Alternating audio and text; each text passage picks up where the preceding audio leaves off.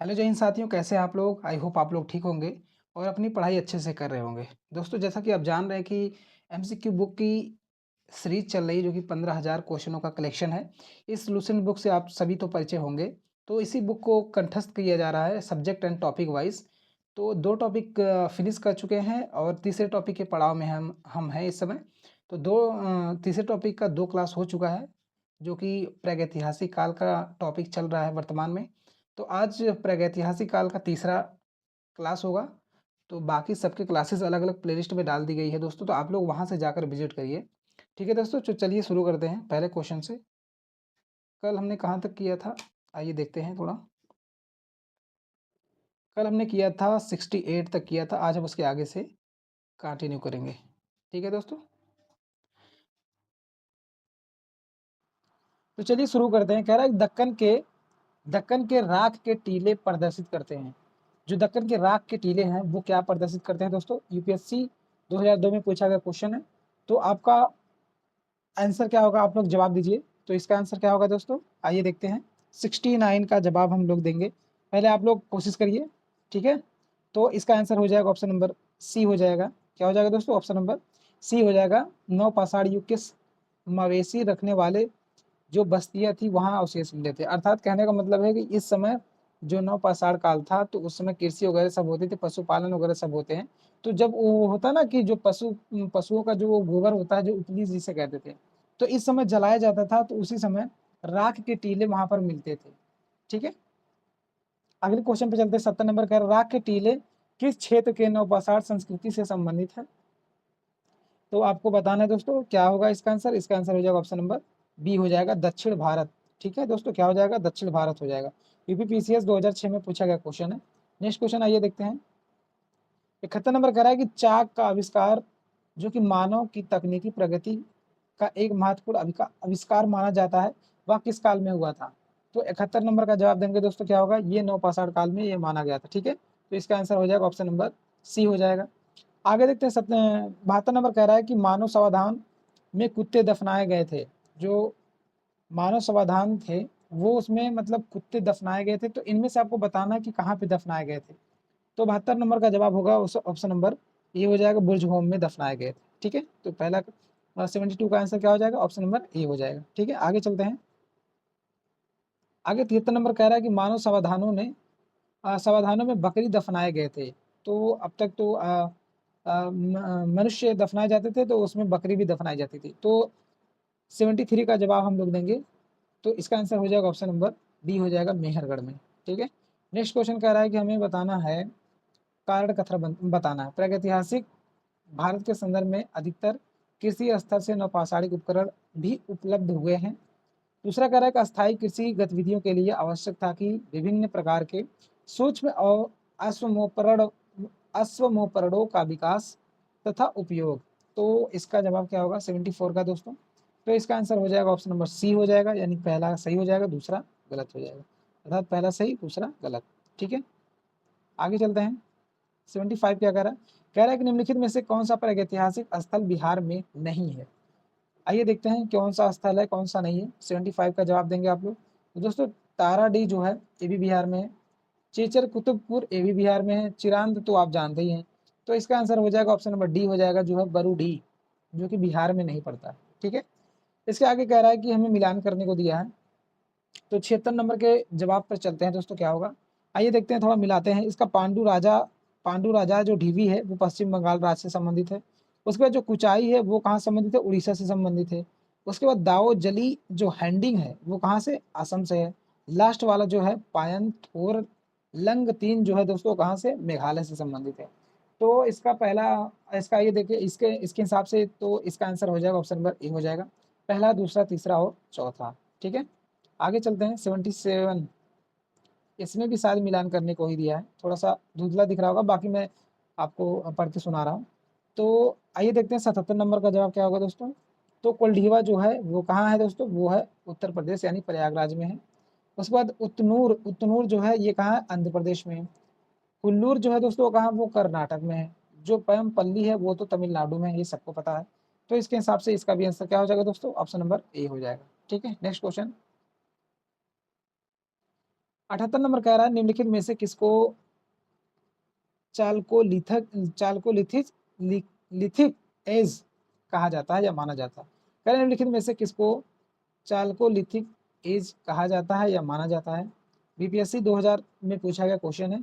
तो 78 नंबर का जवाब देंगे दोस्तों। 78 नंबर का क्या हो जाएगा, आइए देखते हैं 78 नंबर का। तो इसका आंसर हो जाएगा ऑप्शन नंबर सी हो जाएगा। ताम्र पसाड़ युग को कहा जाता है चार्कोलिथिक एज कहा जाता है। अगर न्यूकोलिथिक पूछे तो दोस्तों न्यूकोलिथिक वो किसको कहा जाएगा, वो नव पसाड़ काल को कहा जाएगा। माइक्रोलिथ अगर कहा जाएगा तो वो मध्य पसाड़ को कहा जाएगा। ये चीजें आपको ध्यान रखना, ठीक है, ये बार बार क्वेश्चन इससे पूछा जाता है। 79 कह रहा है जिस युग में मनुष्य ताम्र और पसाड़ उपकरण के प्रयोग करता था उसे किस नाम से जाना जाता था। तो 79 का जवाब क्या होगा दोस्तों, तो उसका आंसर हो जाएगा ऑप्शन नंबर सी हो जाएगा, चारकोलिथ के नाम से जाना जाता था, जो क्वेश्चन आपने ऊपर देखा है। ठीक है, आगे देखते हैं क्वेश्चन 80 नंबर पे।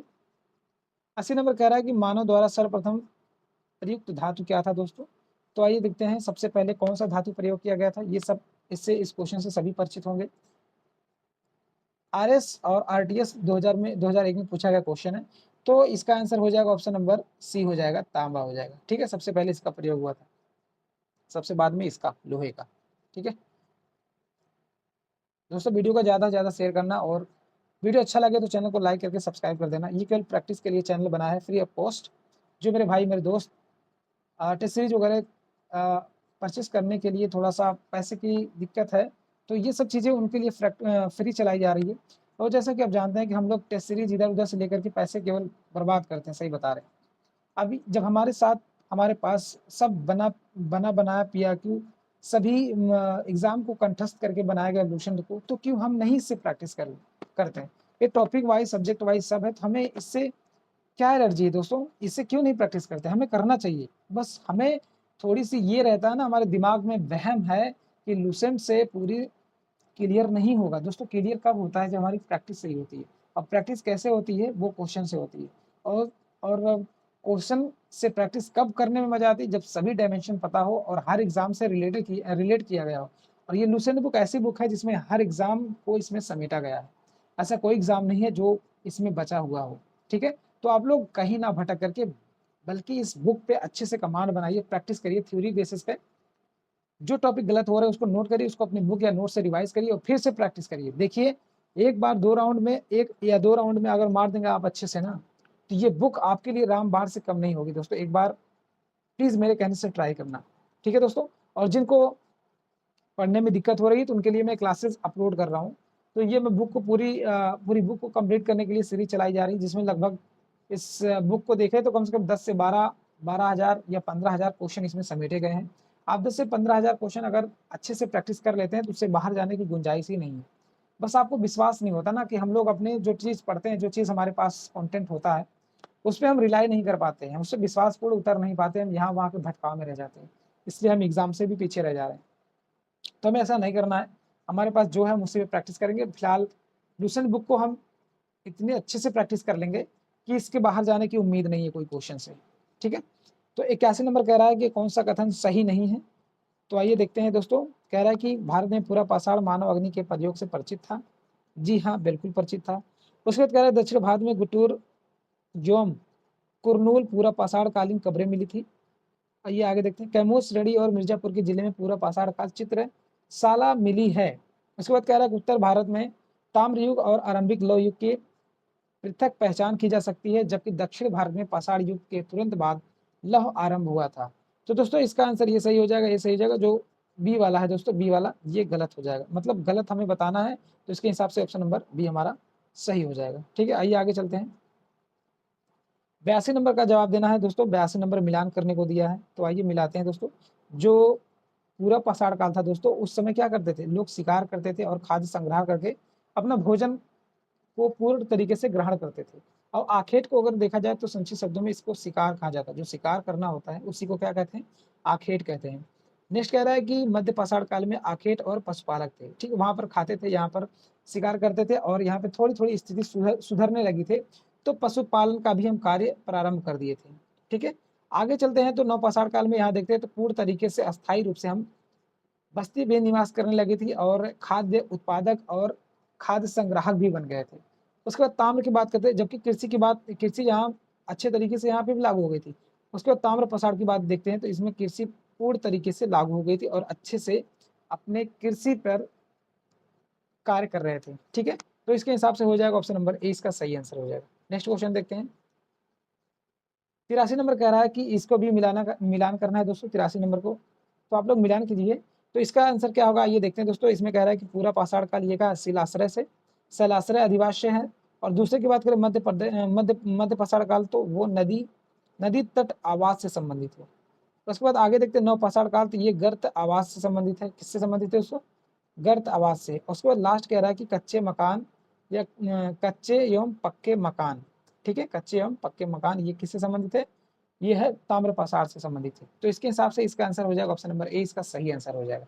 यूपीपीसी 2000 में पूछा गया क्वेश्चन दोस्तों, हमें इसे इग्नोर नहीं कर सकते हैं।